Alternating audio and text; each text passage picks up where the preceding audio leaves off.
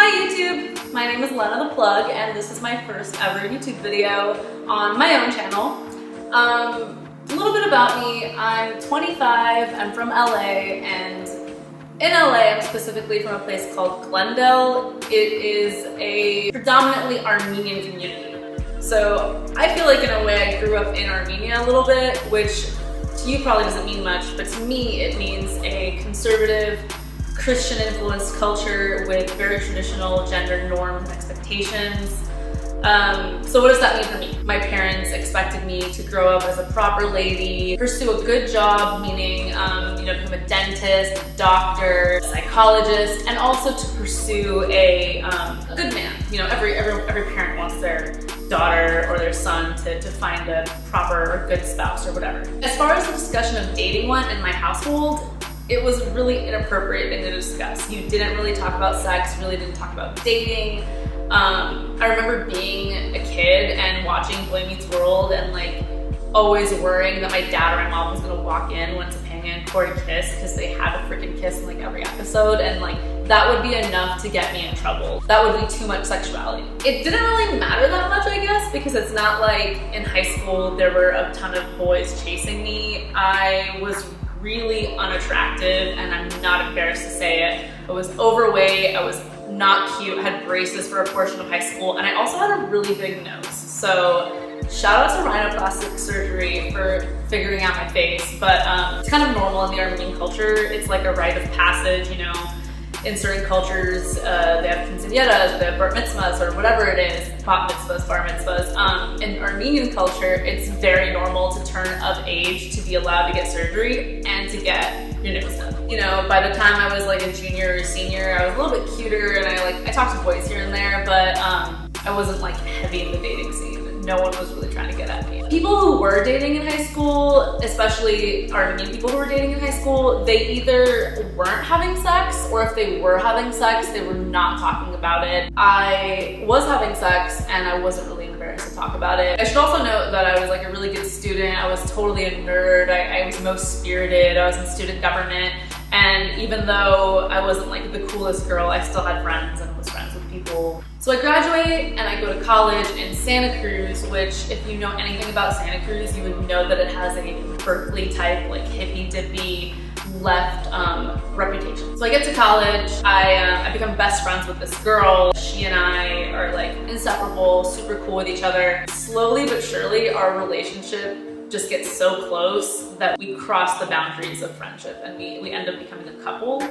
And so I was dating her for the next like 4 years, and it was awesome, a great experience. And to paint a picture of what I looked like in college, I had just discovered feminism for the first time in my life, and of course I grew all my body hair out, I stopped wearing makeup, I refused to wear fitted clothing. I was just like, fuck you patriarchy, I'm not conforming anymore, and like dudes would look at me and I would just like make sure to like lift my arms so they could see my armpit hair. So I'm dating this girl, we're going out, and it's great, but I'm still missing something and craving something, and that something unfortunately was the male anatomy. So I'm in college, I'm dating a girl, I'm a psychology major, I'm doing all the right things. I intern, I volunteer, I start working with kids in the student development lab for babies. And I graduate and she and I break up, and I kind of have like a little bit of a wild period. I miss dudes, right? So I like hooking up with dudes and stuff. But I'm in Santa Cruz and I start working at this grocery store that's like notorious for only hiring attractive females to work up front as cashiers. And so it's kind of the first time in my life where it's like a stamp of approval on my looks, you know? I wouldn't say I really ever felt hot before. Like, I didn't think I was ugly, but I wasn't like the hot or pretty girl ever. So I moved to LA and I start working with families as a nanny and helping teach kids with learning disabilities. And I'm like, well, maybe I should just go to grad school, right? That's like the next thing that you do after college. It's kind of like a safety net in my opinion, just like doing what you're supposed to do or what feels right, but it didn't really feel right. So I moved back to LA, I studied for the GRE, which is basically like the SAT for graduate school, and I'm driving for Uber and I'm nannying and I'm just trying to figure out what's next in my life. I never considered what would happen if I actually got into graduate school, but I got in. So I get into USC and I'm like, oh cool, this is great. Holy fuck, it's $80,000 for a master's program. And I'm like, do I really want this? Like, if I graduate, do I really want the job that I'm gonna be offered? Do I want to sit at a desk for 8 to 10 hours? I quit nannying and I start interning and then working at this social media startup where I learned a lot about marketing and social media. And we worked a lot with models and influencers. And I learned a lot about Instagram and Snapchat. And so I kind of got the idea, like, why don't I just apply what I'm doing here for these girls to my own social media? I started getting all these opportunities that I hadn't gotten before. And so working at this job 8 to 10 hours a day, I started becoming very unhappy. I didn't want to be doing what I was doing anymore. I saw more opportunity in my own social media. So I actually quit and am doing something unconventional now. So what do I do now? I'm a cam girl on Snapchat, basically. Some people would say that I'm a porn star. I don't specifically feel like a porn star. I do porn-like things on my Snapchat. Nothing against porn.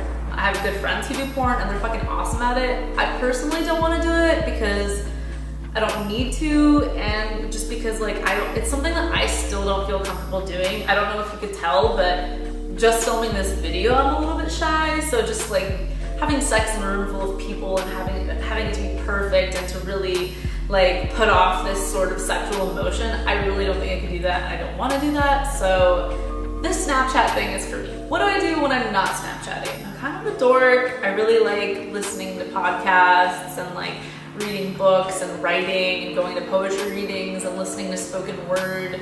This is all the kind of stuff that I always wanted to do when I was working, and now I just get more time to do it, which I think is cool. I feel like I kind of skipped over how this whole Instagram blow up thing happened. Less than a year ago, I had like 1,000 followers, which even to me back then was a lot. There was sort of science to it, but not really, because I'm sitting on a lot of fat on my backside. The weird thing about me and my Instagram fame is that many people want to classify me as an Instagram model. I don't really feel like a model. I know I don't look like a model. I don't like actually being photographed. I don't model any clothing brands. So I guess in my opinion, I'm more of a social media personality.